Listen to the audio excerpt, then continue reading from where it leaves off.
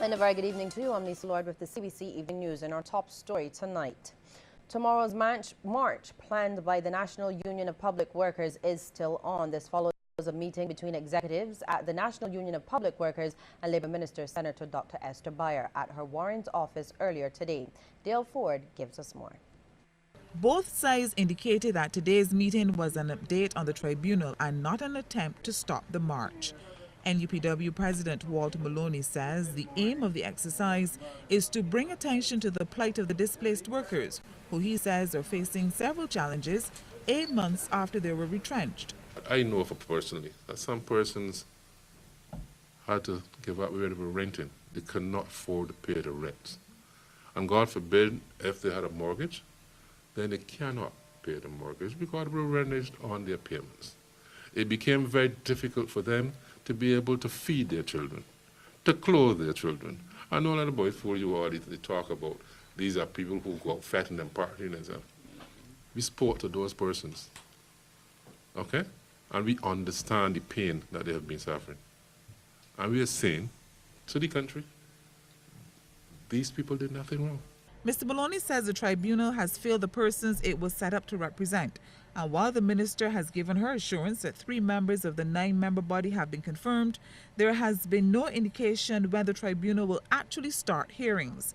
CBC understands that the Ministry of Labour is waiting on the Congress of Trade Unions and Staff Associations, C2SAB, the Barbados Workers Union and the Barbados Employers Confederation to submit 3 names each. If we march and say tomorrow after the march, we have we get something saying that persons who receive their monies, those 80 persons who receive the monies by Wednesday or Tuesday, then we can say maybe because we would have been able to place pressure, then there was a haste to get it done.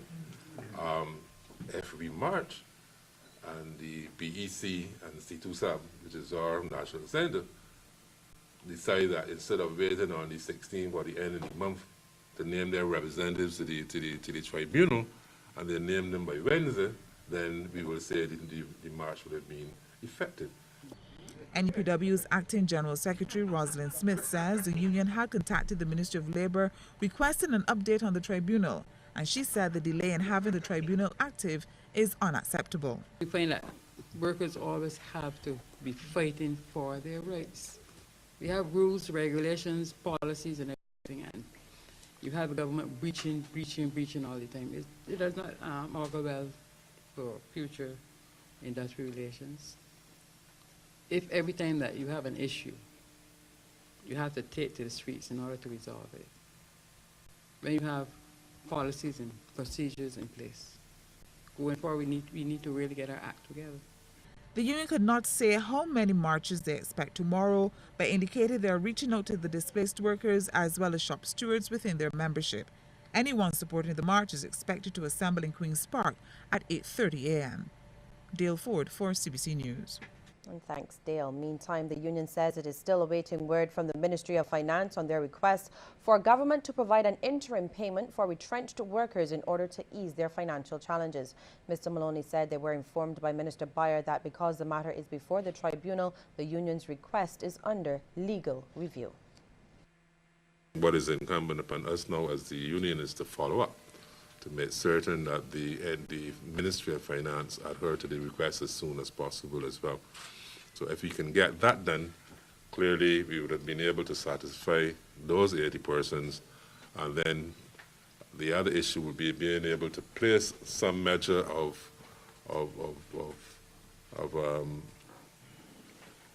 pressure on the tribunal to get up ready and start to do the people's business.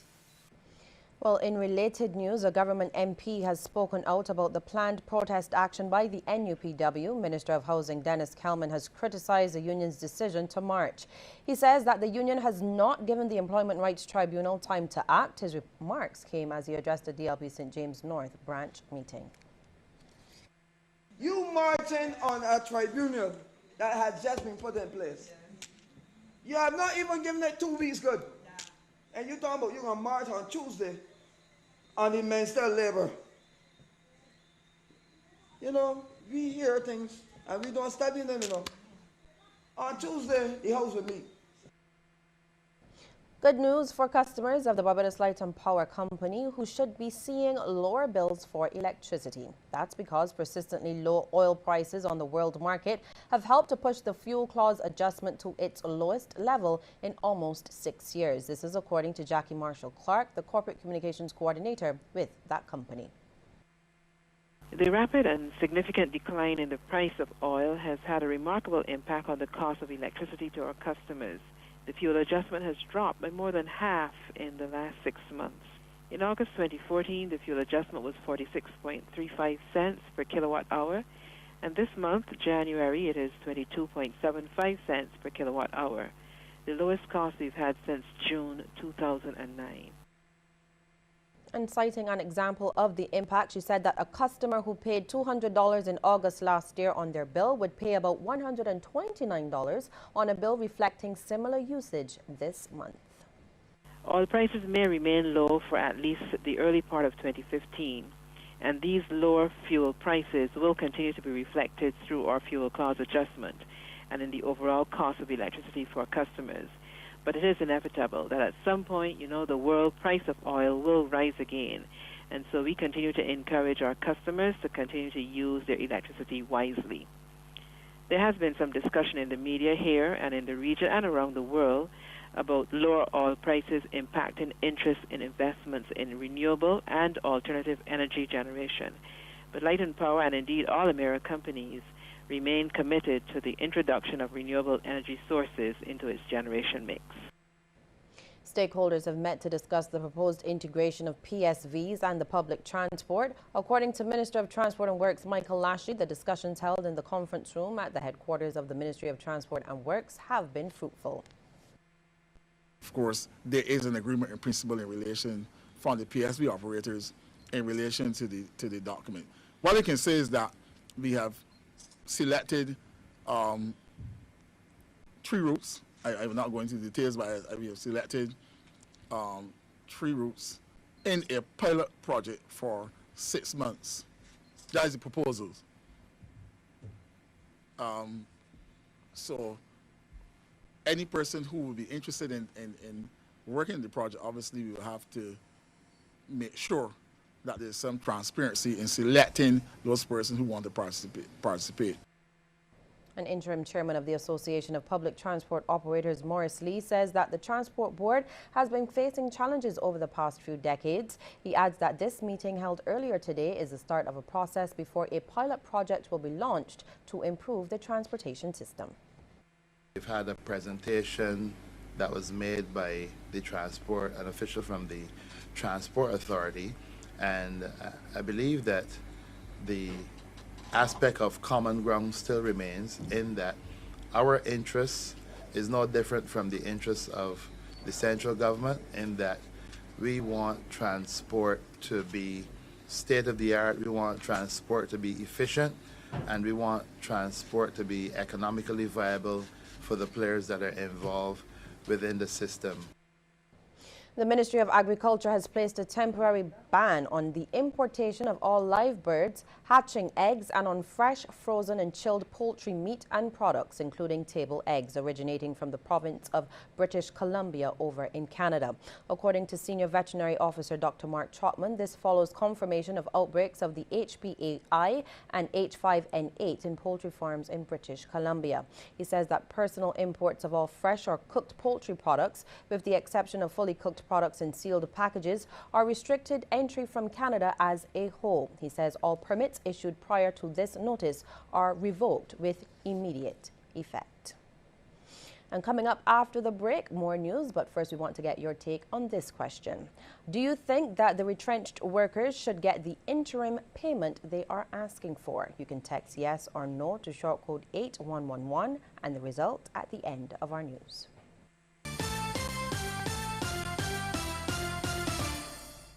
Hi, I'm Red Plastic Bag. Anyone who knows me knows I don't like cold.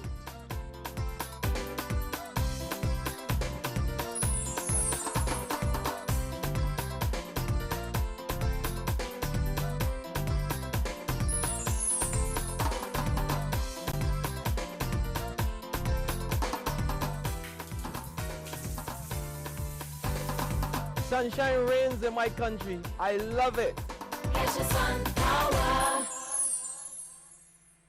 Be at the Naniki Barbados Music Festival January 15, 17, and 18, featuring Denise Jana, David Rudder, and Maxi Priest. Be at the Frank Cullimer Hall January 15th as Denise Jana presents Ella, a tribute to jazz legend Ella Fitzgerald. Then on January 17th, Maxi Priest takes over Holders, and David Rudder unites the Caribbean on January 18th on the lush grounds of Naniki. Other featured acts include Debbie Reefer, Nikita and C4, Albert Olton, and Biggie Ira. Tickets are $80 general, $250 VIP. Visit any Ticket Pal outlet or nanikimusic.com. The Naniki Barbados Music Festival is brought to you by JetBlue, DB South Winds, Barbados Tourism Marketing Inc., The Sandpiper, Settlers Beach, and Ticket Pal.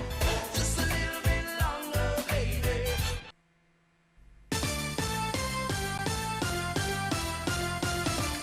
The National Council on Substance Abuse will be embarking on a training and certification program on drug abuse and violence prevention. The NCSA's acting chairman, Dale Callender, provided some insight into the program, which he says will be launched soon. This international program, as it is, has its main objective is to optimize the quality of services in drug prevention programs and treatment facilities through training, technical assistance, and the application of technology, and to establish a certification process for our drug prevention and treatment personnel.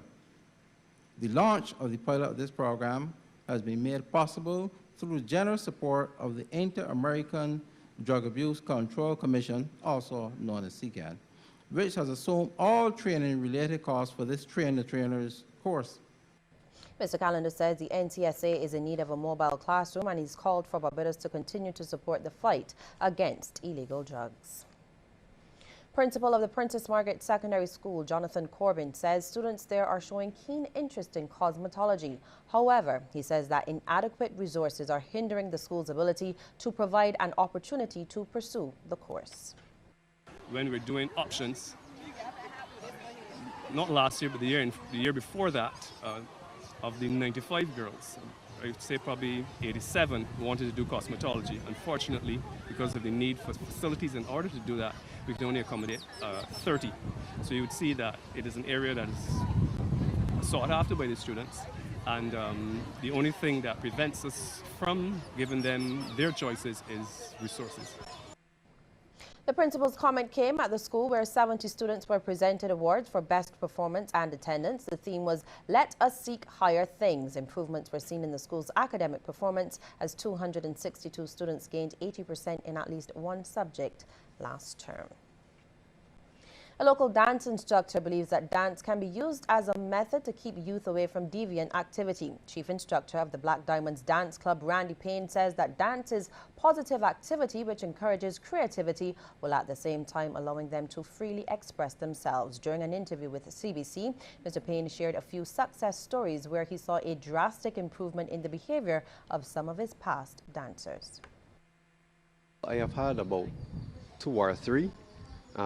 They unfortunately are no longer members here because of the fact that most of their schoolwork and stuff like that has started to improve, so they needed to go to other lessons and stuff like that, so that has to, you know, take precedent, because I believe that yes, dance is a discipline, but is a secondary thing in life in terms of the education.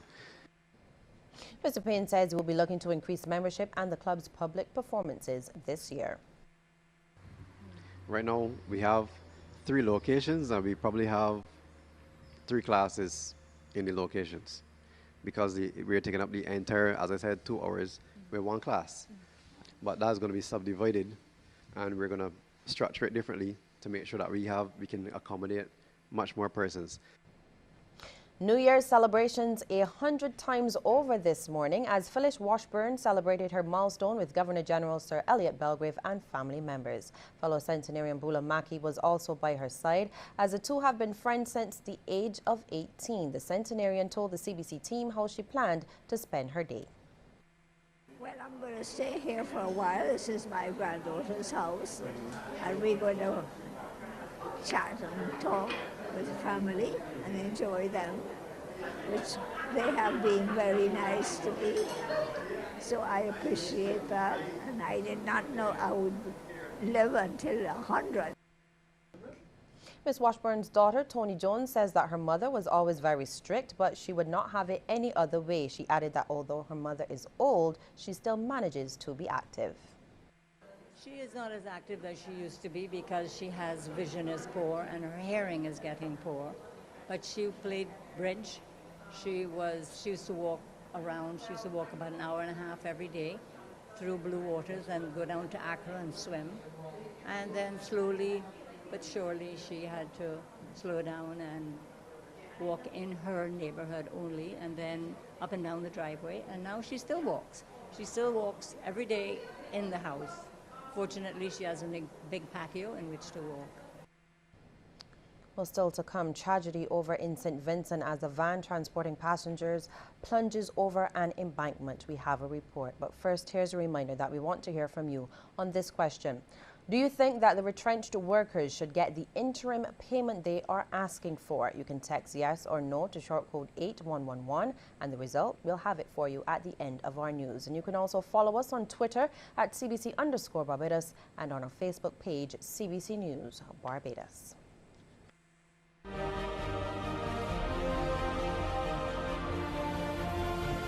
We are still in the year 1952. The month is May.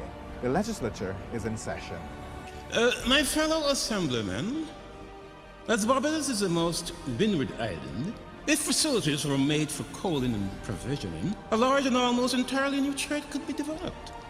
Furthermore, I think it would be decidedly better to construct a breakwater with blocks of concrete grooved and tongued for the outer wall, and return some distance at the end of the internal wall, instead of attempting to make a mammoth structure by depositing plastic concrete in the silt-tongue seabed.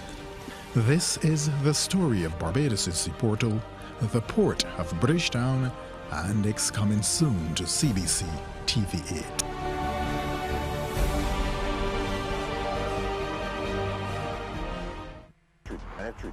We know how hard it is to admit that you've got a problem, that things sometimes seem to be spinning out of control. We know how we sometimes hurt the people we love without realizing it at the time. We know because we've been there. We're Alcoholics Anonymous. If your drinking is affecting your life and family, look us up. We're in the phone book and on the web.